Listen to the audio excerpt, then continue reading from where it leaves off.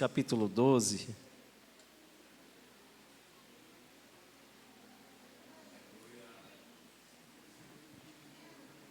Eu estava... Ontem à noite o pastor me ligou.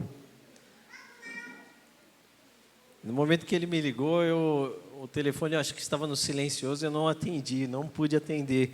E eu só fui ver a mensagem depois. E aí eu pensei, eu não vou ligar porque já está muito tarde. E aí no momento que eu vi a mensagem, que eu vi a ligação do pastor, uma palavra já veio na minha cabeça. Então eu gostaria de meditar com os irmãos nessa palavra. Evangelho de Lucas, capítulo 12, versículo 57 até o versículo 59. Lucas 12, 57 até o 59. Os irmãos vão colocar aqui no painel. A minha Bíblia ela tem uma versão um pouco diferente, é a King James, é a atualizada. E eu gostaria de ler nela porque tem uma expressão que eu achei muito interessante.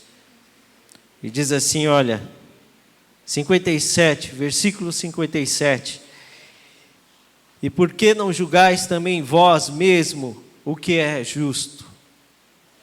Quando um de vós estiver caminhando com o seu adversário em direção ao magistrado, fazei tudo o que estiver ao vosso alcance, para que vos reconciliardes com ele. Isso para que ele não vos conduza ao juiz, e o juiz vos entregue ao oficial de justiça, e o oficial de justiça vos jogue no cárcere. Eu vos asseguro que não saireis da prisão enquanto não pagardes o último centavo devido.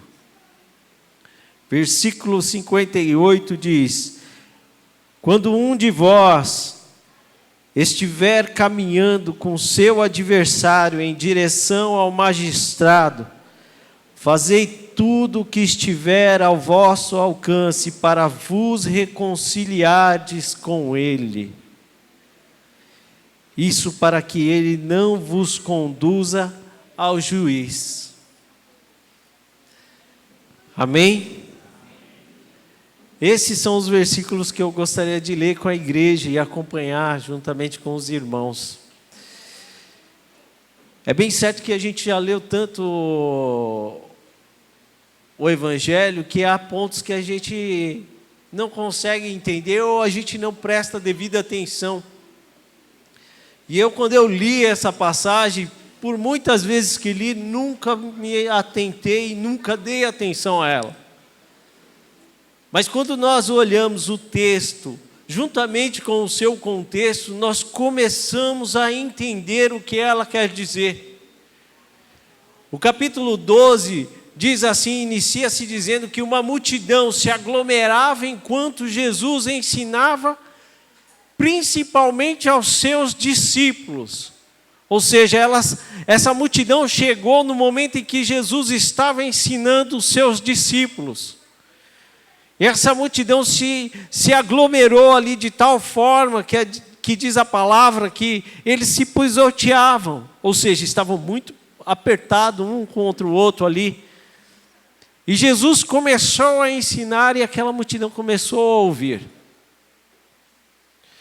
E aí Jesus começou a ensinar sobre a hipocrisia. Aí dali em diante algum homem levantou ali e falou: olha, mestre, fala com meu irmão para dividir a herança dele comigo. Aí Jesus já se coloca e diz assim: olha, quem me colocou como juiz diante de vocês, seu irmão? E aí ele começa também a ensinar sobre a avareza. Logo em seguida ele começa também a ensinar sobre a solicitude da vida, sobre a ansiedade. E aí parece que o clima vai esquentando, porque aí ele começa a dizer assim: olha, vocês pensam que eu vim trazer paz na terra, mas eu não vim trazer paz, eu vim trazer guerra.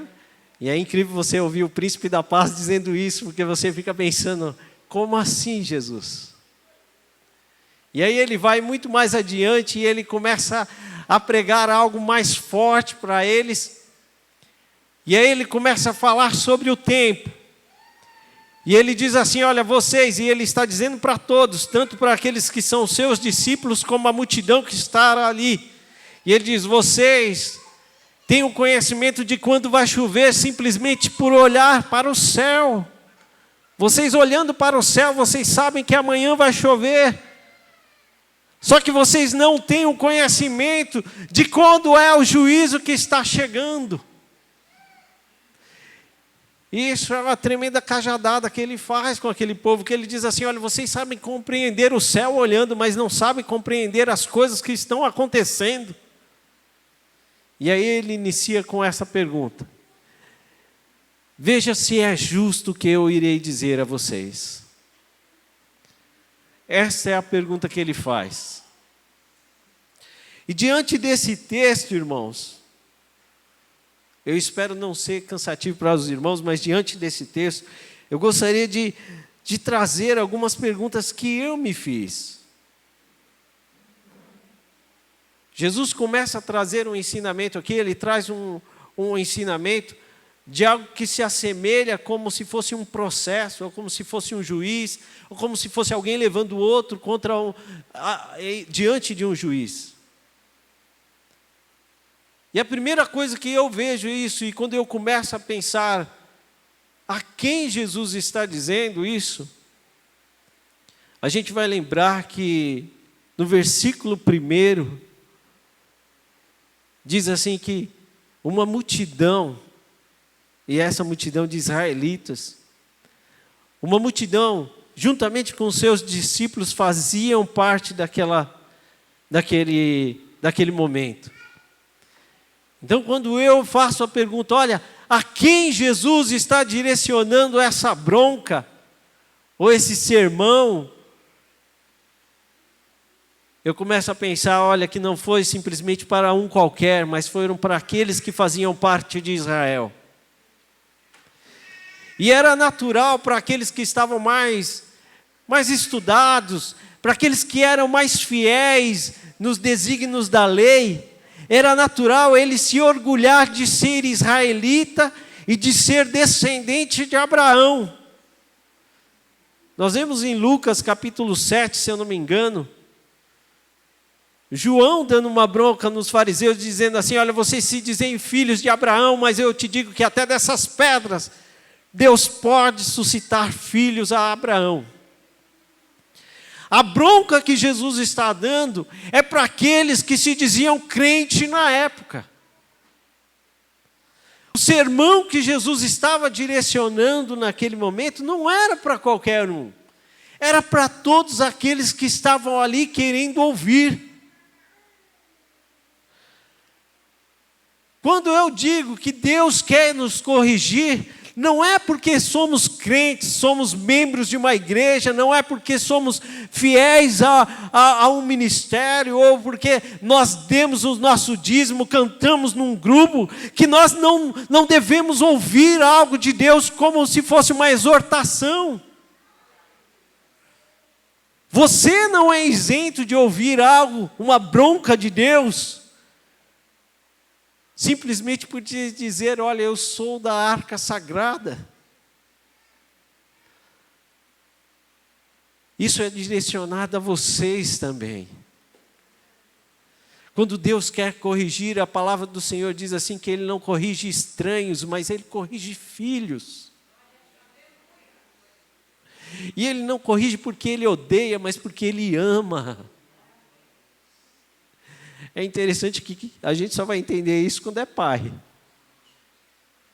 Não é verdade? Porque quando é filho é uma coisa diferente, né?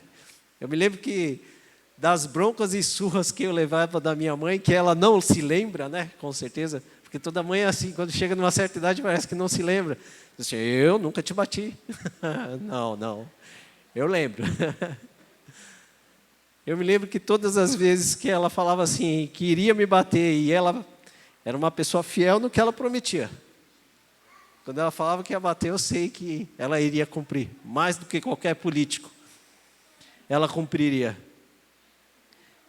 Eu passava as primeiras horas, pastor Isaías, dizendo assim, eu nunca mais vou falar com essa mulher. E virava na cama chorando, virava de costas e falava, nunca mais, presbítero Gilvan. Passava meia hora, ô mãe, tem alguma coisa para comer? Sabe por quê? Porque a bronca dela não apagava o amor que ela sentia por mim. A surra que ela me dava não apagava o amor dela e não dizia, olha, ela me menospreza. Não, ela estava me corrigindo e dizendo, olha, eu faço isso porque eu te amo. Então eu quero te dizer que a primeira questão que você diz, olha, para quem Jesus escreveu isso, ou melhor, para quem Jesus disse isso, eu vou te dizer para quem é crente. E aí a segunda pergunta que eu digo, e que eu fiz quando eu comecei a ler esse livro, ler essa passagem, o versículo 58 diz assim, olha, quando um de vós estiver caminhando com o seu adversário em direção ao magistrado, aí veio uma pergunta para mim, como Deus me vê nessa caminhada?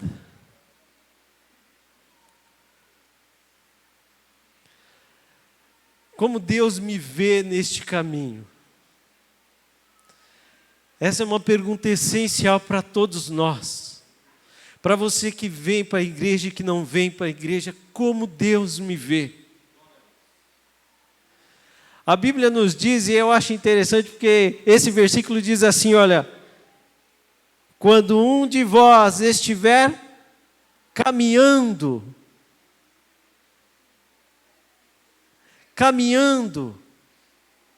com o seu adversário. Aí eu falei, é impossível, eu nunca vou andar com quem é meu inimigo. É impossível andar com alguém que eu discorde. Mas aí a Bíblia nos diz assim, olha, quando você estiver caminhando com o seu adversário. Isso, se nós olharmos um texto separado, nós vamos levar para outras ações. Nós vamos dizer de uma pessoa que a gente não gosta, de alguém que a gente não suporta, de alguém que colocou uma ação contra a gente, de um inimigo nosso. Mas nós não nos colocamos dizendo assim, de quem eu sou o inimigo, de quem eu sou o adversário, de quem eu se coloco, se oponho. Este texto, ele quer dizer de alguém que se opõe a Deus. E ele diz assim, olha, quando você se colocar no caminho, quando você caminhar com alguém que é o seu adversário, aí vem a pergunta para você, como você tem caminhado com Deus? Como é que você tem caminhado com Deus? Porque a maneira como você caminha com Deus diz muito bem como é o seu relacionamento com Ele. Existe um provérbio aí que todos nós conhecemos que diz assim, olha, diga-me com quem você anda. Só que biblicamente isso está totalmente errado. Porque se Deus é o seu adversário, eu te diria o seguinte, diga-me como você anda, que eu direi se Deus é o seu amigo ou não é. Diga-me como você anda, e eu te direi se você é adversário de Deus ou não é. Tiago capítulo 4, versículo 4 diz o quê? Eu acho que uma boa parte já sabe.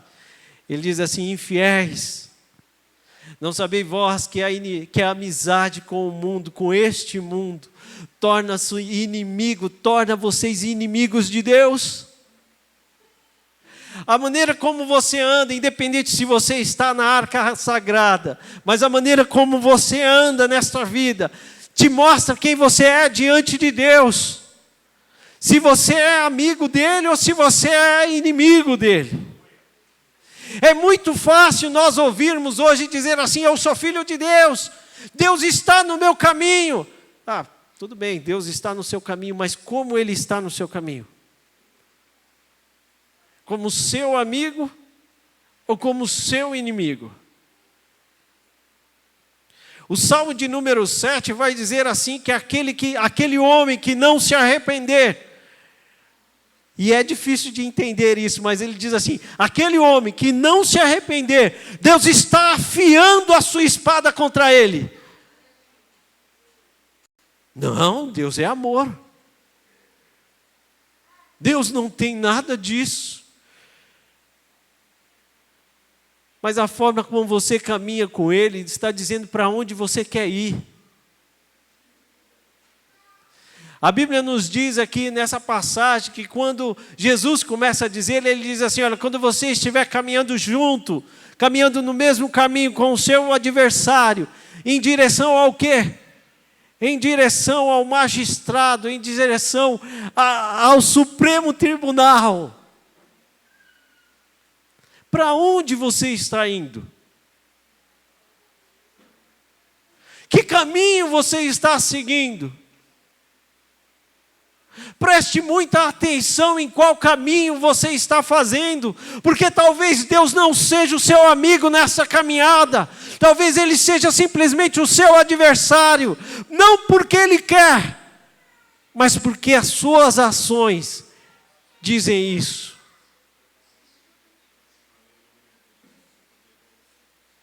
Irmãos, a igreja hoje, nós como igreja, nós precisamos despertar, não simplesmente para o retorno de Cristo, mas para as ações que nós estamos tomando.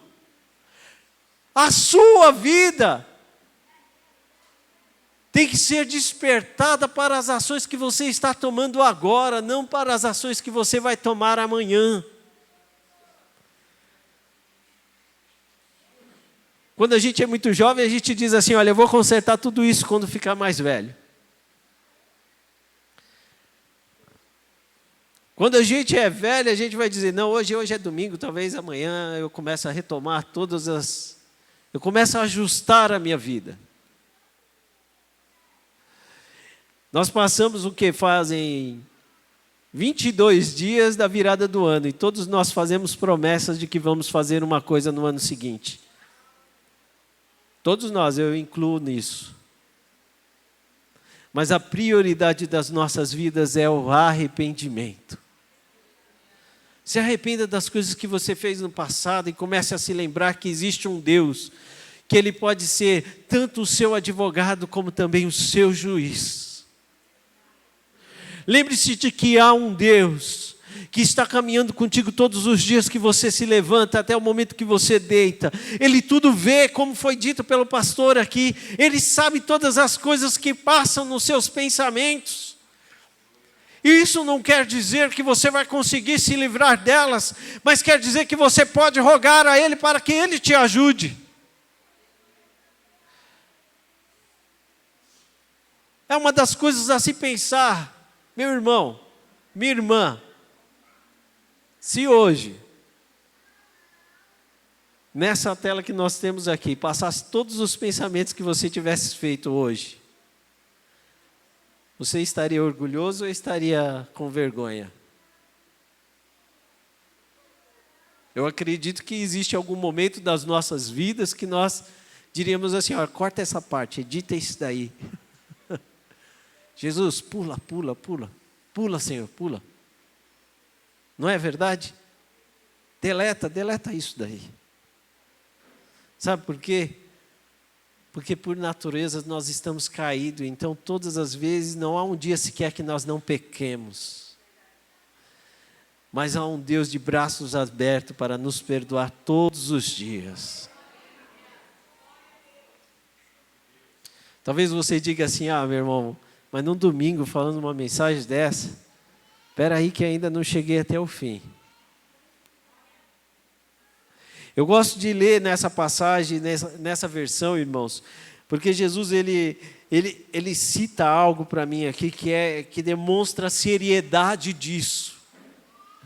Por mais que a gente ame a Jesus e diga assim, nossa, como Ele me amou, a gente tem que entender que o Evangelho está rodeado de mensagens que nos condenam e que diz assim, olha, o inferno está aí, ele existe. O inferno está aí, Jesus dizendo várias vezes, ele existe para aqueles que desobedecem, para aqueles que vivem uma vida que é desordeira, sem nenhum arrependimento. Aí Jesus disse assim, olha, fazei de tudo, o que estiver ao vosso alcance, para vos reconciliar com Ele. Eu não sei, mas as outras versões parece que não transmite tanta seriedade como essa para mim. Parece que Jesus está dizendo assim, olha, num tom de desespero para a multidão, e dizendo assim, olha, fazei de tudo. Dizendo assim, olha, não fique aí parado, não fique assim, como se estivesse dormindo, mas desperta, porque você está indo contra Deus. Fazei de tudo para reconciliar-te com Ele. Jesus apelando para a multidão e dizendo assim, olha, não fiquem da maneira como vocês estão, porque da maneira que vocês estão, Deus é o adversário de vocês. Fazei de tudo que é possível. E no original diz assim, olha, se esforcem, façam de tudo mesmo.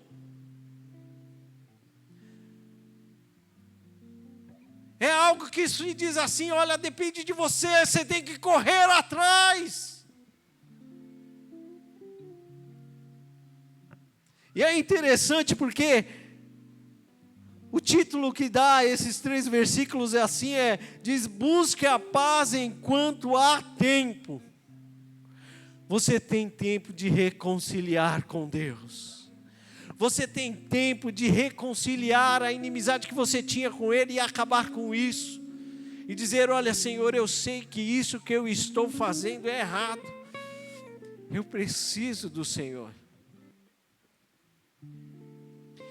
E quando fala fazer de tudo, meus irmãos, ele não está querendo dizer aqui que você tem que jejuar 24 horas por dia.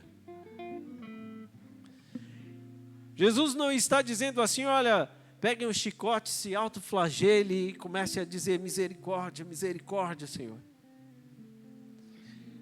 Porque mesmo nós fazendo tudo isso, mesmo nós arranjando cordeiros e trazendo animais e sacrificando, e trazendo bois e sacrificando e dizendo assim, olha, é um sacrifício de perdão, mesmo assim não seria suficiente. Os nossos esforços humanos não são suficientes para dizer assim, olha, que nós conseguimos nos reconciliar com Deus. É daí que vem outra pergunta que pode se dizer assim, o que eu devo fazer? Eu te digo que para reconciliar, para trazer paz novamente nesse relacionamento que você tem com Deus, só existe uma maneira. E essa maneira se chama Jesus Cristo.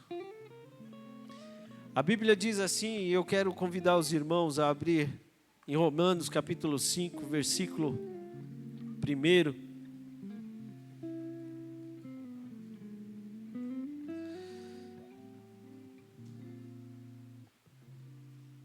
Que se a sua paz está rompida com o Senhor, e o seu relacionamento já não é mais o mesmo com Deus. Se você olha para o passado e só pensa, olha, eu tenho Deus por inimigo, ou melhor, eu não tenho mais aquela comunhão que eu tenho. Eu te digo que em Cristo Jesus essa comunhão pode ser restabelecida. O apóstolo Paulo diz assim, olha, portanto, havendo sido justificado pela fé, temos paz com Deus. Em Cristo Jesus nós não somos inimigos de Deus, mas somos amigos de Deus. Temos paz com Deus. A única maneira de nós reconciliarmos com Deus é através desse que diz assim, fazei de tudo, ou seja, vem por mim você vai ter a paz com Deus. Nós devemos glorificar a Cristo porque é Ele que nos reconciliou com Deus. A Bíblia nos diz assim, em Isaías 53, versículo 5, o castigo que nos deu o quê? Nos trouxe a paz. E estava sobre quem? Estava sobre Cristo. Glorificamos a Deus, irmãos, porque se essa nossa caminhada hoje é como se Deus fosse o nosso adversário, eu te digo, há esperança para você, de que essa caminhada tem um destino totalmente diferente em sua vida. Há esperança para você e essa esperança é Cristo Jesus. A Bíblia nos diz assim que Ele é o príncipe da paz. Ele é aquele que reconcilia as nossas vidas todas desviadas para Cristo, para o próprio Deus, ou melhor. Em algumas religiões, irmãos, todo sacerdote maior em algumas religiões, todo sacerdote, chefe de todos os outros, aquele que é o cabeça, ele é chamado de pontífice. Essa palavra é interessante porque essa palavra quer dizer construtor de pontes. E esse é o próprio papel que Jesus exerce em nossas vidas. Ele é aquele que te viu sozinho aí e te reconciliou com Deus. Ele é aquele que construiu uma ponte para você ir diretamente para Deus. O autor aos Hebreus diz assim, olha, que nós com ousadia chegamos diante de Deus pelo novo e vivo caminho, e esse novo e vivo caminho foi construído por Cristo. Eu acho que a maior engenharia que nós vemos hoje, talvez a gente olhe e diga assim, é um elevador, ou é um barco, ou é um avião, mas uma das maiores e mais antigas é uma ponte, porque uma ponte ela atravessa qualquer obstáculo. Ela faz com que a gente chegue em um lugar que é intransponível para o outro, simplesmente atravessando sobre ela. Cristo, Ele é a nossa ponte até o nosso Deus. Ele é aquele que nos reconcilia até o nosso Deus. Nessa noite Deus quer reconciliar você a Ele através de Cristo. Através do nosso Senhor Jesus, há um acesso para que você possa ir até Ele. Tenha ousadia de se chegar a Deus, porque esta é a oportunidade que você tem. Recentemente, eu e minha família fomos para o litoral sul, e todo mundo que sabe aqui em São Paulo tem que passar por onde? Tem que passar pela rodovia Imigrantes. 58 quilômetros, irmãos. 58 quilômetros, atravessando a serra. São, se eu não me engano, 14 viadutos, 7 pontes, e se eu não me engano, mais de 10 túneis. E na verdade, eu no caminho de volta, graças a Deus, no caminho de ida estava neblina, eu estava de ônibus, né, e odeio a altura. Graças a Deus, na ida eu fui só olhando o branco, né, mas para o meu terror, quando eu subi, eu vi tudo aquilo. Aquela altura. E eu olhava assim, e é engraçado que quando a gente vê... Isso é o medo de quem tem medo de altura, que acha que se empurrar o ônibus para cá, se jogar o corpo para cá, você está fugindo da altura. Mas não é verdade. Você não faz nada com isso. E eu olhando aquela altura, eu pensei comigo, se não fosse esse viaduto, eu nunca teria acesso ao litoral. Se não fosse por essa ponte construída por Deus, você nunca teria acesso a Deus. Se não fosse Jesus Cristo em sua vida, este caminho que você faz hoje seria caminho de ser um adversário de Deus. Mas através de Cristo, você tem toda a reconciliação devida para a sua vida. Eu te digo que hoje, Deus construiu uma ponte para que você vá até direto a Ele. Você não precisa mais tentar de outras maneiras. O tudo que é possível Deus já fez para você, e Ele diz, é só caminhar, é só ir até Ele. Deus é o construtor de pontes para você. É aquele que diz: olha, eu quero mais você perto de mim. Eu te conheço e quero você mais perto de mim. Não seja inimigo de Deus, tenha acesso a Ele como amigo dEle. Hoje essa ponte está disponível para você, e eu posso te dizer o seguinte: nessa estrada não tem pedágio. Não precisa você pagar nada para ninguém. Alguém dizer assim: olha, você tem que participar aqui para ser salvo. Não. Nessa estrada não tem cancelas dizendo assim: olha, o acesso aqui não é permitido. Na verdade, tem um caminho aberto para você seguir até Cristo. Vá com toda a ousadia, porque Deus está te esperando de braços abertos. Vá com toda a ousadia, porque Ele quer te receber como amigo dEle. Essa noite Deus quer esquecer todo o teu passado e dizer assim: olha, há um caminho aberto para você. Há um caminho aberto para você, um caminho de amizade, um caminho que eu direi a todos: Ele não é mais um qualquer, mas Ele é meu amigo. Deus é poderoso para reconciliar a sua vida a Ele. Eu quero que você reflita nessa passagem. Eu quero que essa palavra esteja em sua vida. Eu desejo que você olhe para os seus caminhos e diga: como eu tenho andado com Deus, como eu tenho sido com Deus. Eu desejo que essa noite Deus fale com você e que os caminhos deles estejam abertos para você.